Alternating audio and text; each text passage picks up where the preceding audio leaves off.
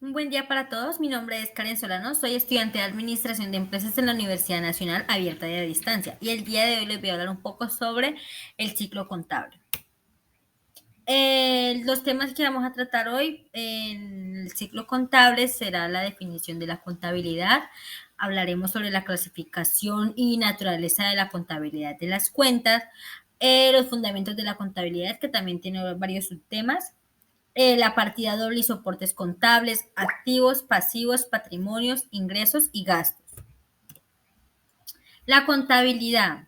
Esta es la disciplina encargada de estudiar y medir el sistema de registro y control, como lo son los ingresos, los gastos, entre otras operaciones financieras que realiza la empresa. Tenemos también en tipos de contabilidad, tenemos la contabilidad general y la contabilidad analítica. La contabilidad general tiene como objetivo la presentación de la empresa, es decir, nos muestra cómo se encuentra a través del balance y el resultado. Y eso se realiza por medio de cuentas, ya sean ganancias o pérdidas, no importa. Y la contabilidad analítica, también llamada costes o interna, su objetivo son los costes y márgenes de los distintos productos y servicios que ofrece la empresa. Y esta también mantiene un ámbito interno en la empresa, no transciende el exterior. También podemos hablar sobre los beneficios de la contabilidad. ¿Qué beneficios nos puede ofrecer esta? Nos puede reducir la inversión en gastos contables, se puede planificar mejor el futuro con las cuentas, administra de manera eficiente todos los documentos, es decir, nos dice si llevamos pérdidas o ganancias o los distintos manejos que tiene la empresa, donde se puede mejorar, en donde estamos mal y así. Y ayuda a efectuar los trámites fiscales en menos tiempo. Tenemos los fundamentos de la contabilidad. Esto tiene como finalidad otorgar la información necesaria al contador, revelando y señalando, ya sea por medio de gráficos, imágenes o tablas, todos los movimientos financieros que realiza la empresa. Allí en la medición encontramos la medición directa, la ordinal, la medición indirecta y la nominal.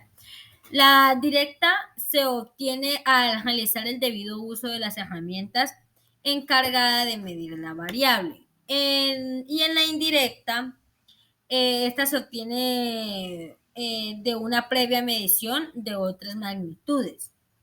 Contamos también con la ordinal, que esta es una variable estadística que se utiliza para expresar y revelar datos organizados de manera organizada. Y la nominal, este es el capital que cancelado por el cliente a cambio de bienes y o servicios. No solamente se utiliza para el sector público, sino que también para el sector privado, ya sea para los trabajadores. También encontramos los procesos contables.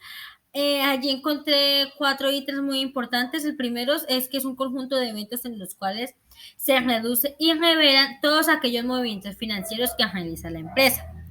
La segunda nos dice que permite expresar a través de los estados financieros las operaciones económicas. Y este proceso es muy importante para toda la empresa, ya que gracias a esto se podrán visualizar nuevos proyectos que se podrán organizar. Encontramos un circuito. Allí en el primero podemos ver que es la identificación de las operaciones.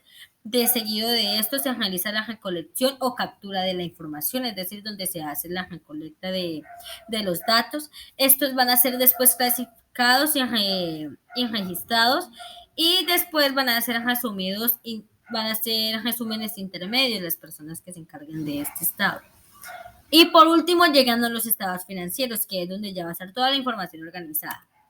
Vamos a ver también una parte de la importancia de la contabilidad en la toma de decisiones. Entonces, aquí nos preguntamos, entonces, ¿cuál es la importancia de la contabilidad en la toma de decisiones? Esto se debe a que la contabilidad no son solo los estados financieros, es decir, no solamente nos podemos basar en una cosa. Una buena contabilidad ayudará a utilizar las estrategias necesarias para el cumplimiento de sus objetivos. No solamente tienen que ser cálculos numéricos. Al utilizar este tipo de información de manera correcta, no solamente se va a lograr la toma de decisiones correctas, ya sean beneficiosas o arriesgadas. También será capaz de detectar las debilidades en tiempo real, es decir, si se lleva una buena contabilidad hasta el día de hoy de todos los movimientos que se han hecho, se podrá visualizar nuevos proyectos. Todo esto depende del manejo que le esté dando a esta valiosa información. Aquí es donde radica la actualización constante de sus datos. Encontramos también los usuarios de la información contable. Aquí encontramos varios, pero los usuarios más importantes que se utilizan normalmente son los de gerentes, es decir, el dueño de la compañía o de la organización, ya que éste se encarga del desempeño de la empresa y gestiona las actividades económicas. Sin embargo, esta es una lista, una pequeña lista de los que encontré que personalmente sugiero que serían también bien importantes. Esto está en la dirección, están los accionistas, están los proveedores, clientes, bancos, los trabajadores, la administración pública y las empresas competidoras. Seguimos por la clasificación de las cuentas y su naturaleza. ¿Qué es una cuenta? Una cuenta es un registro donde se lleva a cabo de forma cronológica todos los movimientos que realiza la empresa. Encontramos las cuentas T. Por el lado izquierdo tenemos la parte de débito y por el lado derecho tenemos la parte de crédito. Para poder clasificar bien estas cuentas se manejan unos códigos. El número uno, o sea, el primer número que se va a encontrar va a ser el nombre de la cuenta. El segundo va a ser el código de la cuenta. El tercero será, o sea, el que va al lado izquierdo, es el saldo inicial o débito de la cuenta. El cuarto va al lado derecho, saldo de crédito y saldo de crédito o haber de la cuenta. Y por último, por quinto, encontramos el saldo de la cuenta. Aquí también encontramos la clasificación de los grupos. Como hablábamos, tenemos los activos, tenemos pasivos, patrimonios, ingresos y gastos y costos. Los activos son todos aquellos bienes que posee la empresa, es decir, lo que ya se tiene. Los pasivos son las obligaciones de terceros, es decir, las cuentas por pagar. Tenemos los patrimonios, que son las obligaciones con los accionistas, es decir, lo que se tiene ya la empresa, ya sean territorios, ya sean inmuebles, ese tipo de cosas. Tenemos también los ingresos, que reflejan los beneficios obtenidos. Los gastos, que son todos aquellos que se pagan que no serán recuperados, es decir, que se gastan pero no serán invertidos. En cambio, con los costos son los bienes necesarios para la producción, es decir, cuando se invierte para sacar ganancias, beneficios o aumentar los ingresos. Tenemos también la clasificación en las clases. Tenemos 9 clases con tipos de cuenta. Y en el lado de enfrente encontramos la naturaleza. Un ejemplo está la clase 1, que son todos aquellos activos. Y su naturaleza va a ser el débito. Y así sucesivamente. El 2 es el pasivo, que se encuentra en crédito. Porque el 1 se encuentra en débito. Porque es que el 1 es lo que yo tengo. En cambio, los pasivos son créditos. Eso es lo que yo gasté. Si sale en uno, entra en otro. Así como se muestra acá. Si me entra plata o si me entran bienes al débito, salen del crédito. Entonces así se va manejando. Un ejemplo puede ser acá en la partida doble y soportes contables. ¿Qué es la partida doble? Esa consiste en realizar un registro doble, es decir, dos cuentas distintas que se contrarrestan manteniendo una igualdad. Como les mencionaba anteriormente, quien recibe y quien entrega.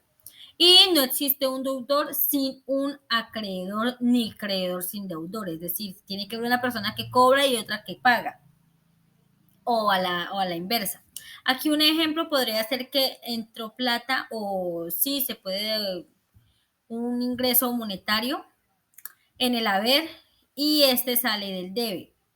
Y sumada las dos cuentas o sea, del cliente me va a salir pues la suma de las dos. Ah, no, qué pena, la resta. Entonces, estos dos se restan y acá se muestra el resultado. Tenemos también los soportes contables. Todo, cuando hablamos de soportes contables, hablamos de como de evidencias. Tenemos el recibo de caja, el recibo de consignación bancaria, la factura de compra-venta y el cheque. Esos son algunos ejemplos, sin embargo, hay muchos más. Entonces, seguimos con los activos, pasivos, patrimonios, ingresos. Primero les voy a hablar sobre los activos que ya les mencioné anteriormente. Los activos son todos aquellos bienes y derechos de una empresa, como lo son los edificios, las mercancías, el almacén, etcétera. Estos se pueden dividir en dos grupos. Está el activo fijo y está el activo circulante. El activo fijo son aquellos activos que permanecen dentro de la empresa más de 12 meses, es decir, que ya ha pasado un año, es decir, a largo plazo, como lo son los terrenos, la maquinaria, entre otros. El activo circulante son aquellos que deben permanecer dentro de la empresa menos de 12 meses, es decir, a corto plazo. Esos que se manejan dentro de un mismo año, se van dando en movimientos. Encontramos también los pasivos. Los pasivos son aquellas deudas que tiene la empresa, como lo son las cuentas por pagar, deudas, proveedores, préstamos bancarios. También se dividen en dos partes. Está el pasivo a corto plazo y el pasivo a largo plazo. Cuando hablamos de corto plazo, hablamos de deudas por pagar a menos de un año, es decir, cuando se le puede fiar a algún cliente o algún comprador por un mes, 2 meses, hasta ahí. Esos son pasivos a corto plazo. Cuando ya hablamos a largo plazo, hablamos de deudas a más de un año. Entonces, un ejemplo puede ser cuando se sacan créditos bancarios que se dejan a pagar a 10, 15, 20 años y ahí se van consumiendo y se van pagando, pero siempre se termina hasta el año, o sea, más de un año. También tenemos el patrimonio, los ingresos y los gastos. El patrimonio es el resultado o el residuo entre el activo y el pasivo. Este es un conjunto de bienes y derechos de una empresa o una persona. Tenemos aquí la fórmula, que es el total del activo menos el total del pasivo. Aquí en el ejemplo que les mostraba, es como lo mismo, o sea, es parecido. Este sería el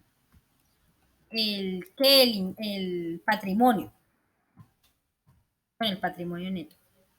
Tenemos también los ingresos, que esta es una cantidad de dinero que recibe una persona o una empresa a cambio de ingresos o a cambio de bienes o servicios. O bienes o servicios. Tenemos también los gastos, que es una cantidad de egresos o salidas que genera una empresa o una persona. Ya estas son las bibliografías. Y muchas gracias, espero que les haya sido de importancia. Gracias por su atención.